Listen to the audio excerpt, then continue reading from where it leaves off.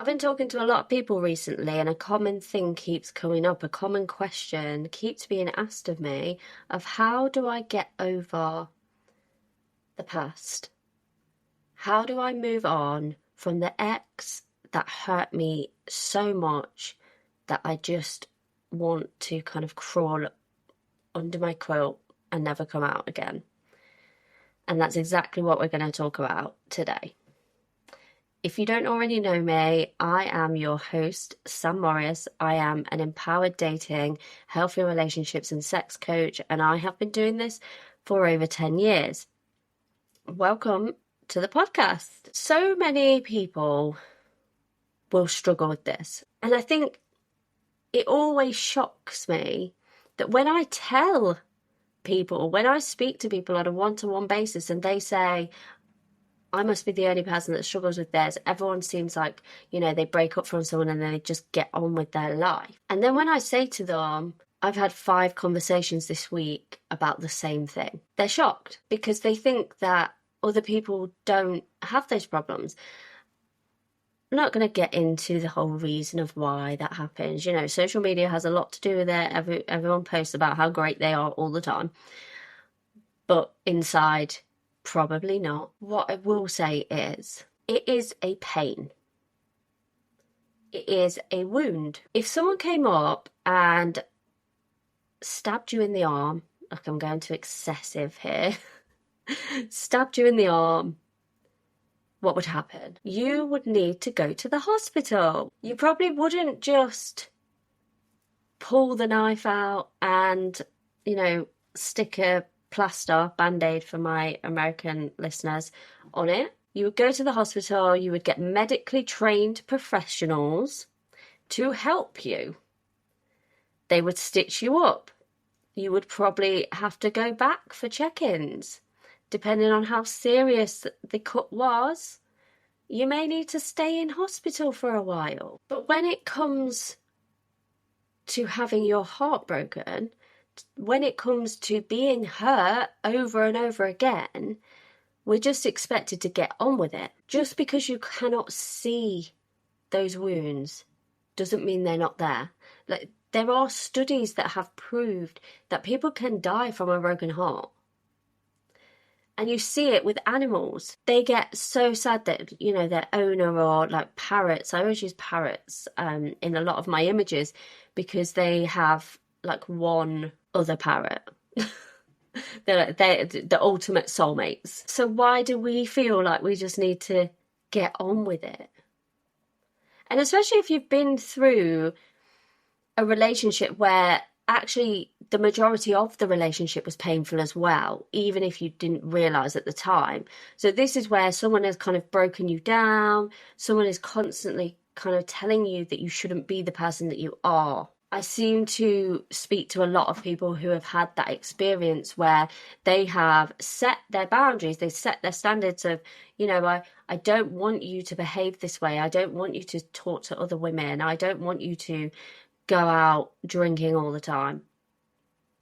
And then those boundaries have been broken, and it's not even that they've just let it happen, because the majority of the time, these boundaries get broken really, really small. Like someone will overstep a boundary just slightly. So I'm going to stay out a little longer than I said I would. And so then the person will be like, but you said you'd be back at this time. And then this person starts to make you doubt yourself by saying, well, it was 10 minutes. Like, it's not a big deal. And it's a pattern. And it's how you get drawn in. So over a period of time, you have been hurt several times. Like, most people do not fall in love with someone and then the first thing that they ever do wrong, say, that's it, done, get out. The majority of people don't do that because love is an emotion and you can't just shut it off. So when you've been through that pain, your body sees you as being in danger. It's not a physical stabbing, but it is a physical pain. And so your body is then wired to try and help protect you and keep you safe from that. Suppressing pain does not work. It is no different to if you got stabbed in the arm and you put a plaster over it. that would not fix it. Eventually you would bleed out. And the thing with emotional pain is so many people, they push it down and they're like, I'm just going to get on with my life. I'm not going to process it. I'm moving on. And that pain then comes out in other ways. So it may come out in the next time you talk to somebody that you want, you're looking at potential relationship with. You remember the pain that happened before. And so you don't put yourself forward, or you don't say to them, yes, I like you, or you don't go for it because you're like, I remember the pain. I don't really want to go through the pain again. I haven't dealt with it. What can also happen when you suppress that pain is you can get other emotions come about. So instead of you sitting there and crying and being like, actually, I'm in pain here, you could get angry. And then, angry people don't make the best life decisions. You could do something stupid. And that's why, I hear it all the time where perfectly rational people who normally, would never do anything wrong, go and do things like smash someone's window in. I'm not excusing the behaviour, but if you just sat and cried, you probably wouldn't have got to the anger point, because those emotions have got to come out in some way or another. So today's episode, I just want to give you a few tips on what you can do. And obviously I've just given you one. Have a cry. If you are in pain, have a cry, feel it. You don't need to do it, at work. You don't need to do it in front of other people. That's fine, but you can do it. The majority of people that I have one-to-ones with will be at some point crying because they feel safe enough to open that up. And that is exactly what you need to do. You need to feel it, and you need to find a way to feel it. And if that is going into a deep meditation, there's all sorts of different kind of relaxation techniques nowadays. You can go into those pods. I haven't tried them, so I can't recommend them, but the pods where you're laying in the water and you're like locked in. I don't know whether you're properly locked in, but go in there, be in your own thoughts. Go and speak to a professional. Go and see a healer. Get out those emotions. Listen to music. If music is your thing, listen to music. Play music if that's your thing. Whatever it is, you need to be able to feel those emotions, because if you do not, they will come out somewhere else. And that might be in the future when you are trying to date again, or it might be in everyday situations where, because you are in a heightened state of emotion that you haven't dealt with, you may not be able to cope with regular things like your boss telling you to do something that you don't want to do, something happening within your life that is outside of your control, children. If you're in a heightened state of emotion and you're not dealing with it, trying to deal with a child is extremely difficult. So process it. One of the things that I always advise people to do is to write a letter. If there are things that you want to say that you haven't had a chance to say, write it out. Don't send it, because that just causes more drama than is necessary, and you're trying to be drama free. But write the letter and then release it. Rip it up, burn it safely. If it's written in pen, put it in water, whatever you want to do. Write it out as though you are writing to your ex-partner. This is what you did to me, and this is how it felt. And then notice how freeing you feel afterwards. Because so many of our kind of emotional states, when we actually then release them, what happens after is actually magical. If you are constantly trying to suppress that emotion, you are constantly staying in a state of feeling like you're in danger. And we know from research, that sort of thing, that causes stress, that causes anxiety, it causes depression. If you are constantly in a state of fear because your body thinks they're hurting, they're in danger, and I need to do something, you have no energy. When you start to release that, that's when things get better. The other thing is, speak it out. Tell your friend, actually, I'm really hurting here. Speak it out. Just talk to yourself in the mirror. You know, I always tell people to do mirror work, and they always are like, you're insane, Sam, but, you know, maybe I am. Who knows? It works. Look in the mirror and tell yourself, this person hurt me. This breakup hurt me. Whatever it is, speak it out. Speak it out into the universe and release it. Release that pain. Stop keeping it inside you. It happened. And the final thing that I would say is, if it is taking over your life, go and get some help. These things can start to manifest into your life, and when you are constantly sitting in a vibration of negativity, more negativity comes in. And this is why you hear about people going into a spiral of depression, because they will be upset about one thing, and then that will then spiral and spiral and spiral until they're at a point where they can't get themselves out of it. I don't want that for anyone that's watching, anyone that's listening.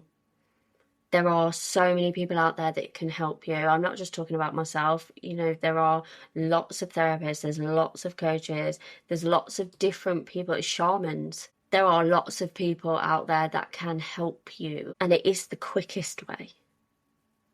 Because dealing with this all by yourself, without the professional skills, takes longer, and no one wants to be sat in pain for longer than needed. If you tried to patch up your arm that you know is bleeding, probably wouldn't work that well anyway. But even if you did, you know, if you decided to sew it back together, the healing process would take longer than if you had a professional do it. I want to remind everyone that listens to these podcasts, that watches the YouTube, that you aren't by yourself. There are so many people that feel this way.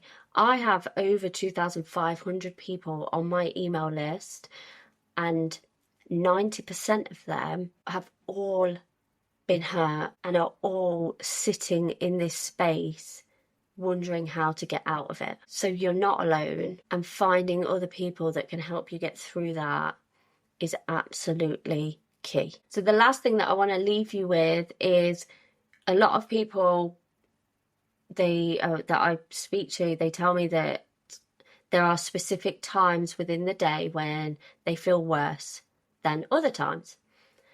And so my quick tip for you all is, during those times, you need to start noticing it. So start putting it in your phone, typing, you know, it was 4:30 in the afternoon. Start to notice that. Start to notice the pattern. And then when you know that, knowledge is power. So when you know that every day at 4:30, I get this wave of sadness overtaking me, then you can start to plan out your day. You can start to plan that at 4:30 every single day, you're going to be doing something else. You're going to be on the treadmill, or you're going to be speaking to a friend, or you're going to be listening to a podcast, because you know that it's going to happen for you. Because the problem is that so many people try and deal with the problem when they're in it. Healing takes time. The majority of people do not heal whilst they're in the emotion. So if you came to me and you were like, I am literally so sad, in that moment, we could do a load of work, but in that moment, you're not going to be okay to do it. The healing is done outside of that time, when you're not in the deep state. So you need to learn ways to bring yourself out of the emotion whilst you're in it, so that you can then start to do the healing process. I really hope that that makes sense. Essentially, when you have that wave, if it is at 4:30 every single day, when you have that wave of sadness, in that moment is not the moment to be trying to do any healing work.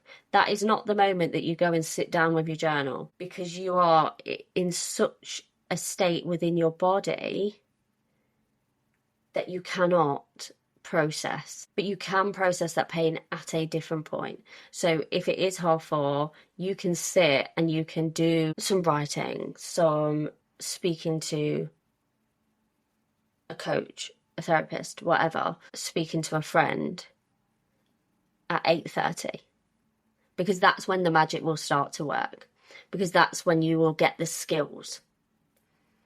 Because it's no different if you saw a really, really angry person and then you tried to go up to them and you're like, calm down. It just doesn't work because they're in the emotion. Whereas if you then afterwards start to do some work around, right, what are your triggers within your body when you're starting to get angry? Okay, now you need to notice that, because when it happens, you need to bring yourself out of it. That's when the healing happens. Okay. I hope that was helpful. And if you want to hear more from me, there are other episodes below. I have created a really, really, really cool ready to date calculator, and it is based on like an algorithm based on the people that I work with and based on theory and research. And so the calculator, you fill it in, there's 5 questions, and then it will tell you, it'll give you like a percentage of how ready you are to date. I will drop that in the show notes for you. Go have a look at it, see where you're at, because once you know your starting position, then you can see how you can get to the finish line. That is all. I'm Sam Morris, and I will see you or speak to you very, very soon.